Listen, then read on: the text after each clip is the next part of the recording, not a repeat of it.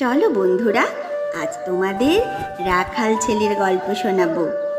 এক ছিল রাখাল ছেলে। সে রোজ সকালে গরু চড়াতে যেত।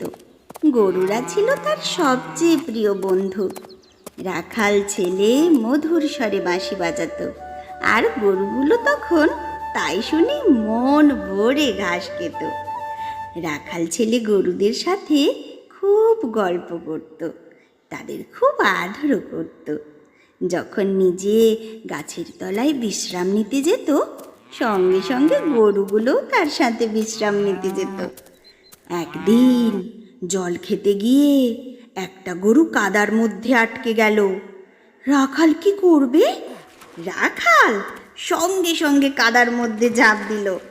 নিজে তো কাদা মেখে একসা, কিন্তু গরুটাকে উদ্ধার করলো। গরুটাকে উদ্ধার করতে পেরে রাখাল খুব আনন্দ পেল। সে গরুটাকে আদর করে বলল, আর কোনো ভয় নেই।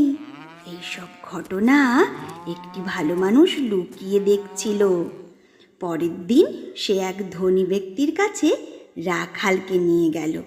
ধনী ব্যক্তিটি রাখালের ভালো আর সাহসিকতার জন্য তাকে বলল, আজ থেকে শুধু গরু চড়ানো না, তুমি মন দিয়ে পড়াশুনোও করবে। আমি তোমার পড়াশুনোর সমস্ত দায়িত্ব নিলাম।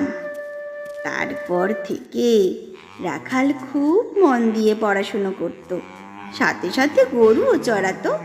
তাহলে বন্ধুরা, দেখলে তো, ভালো মানুষের সাথে ভালোই হয়।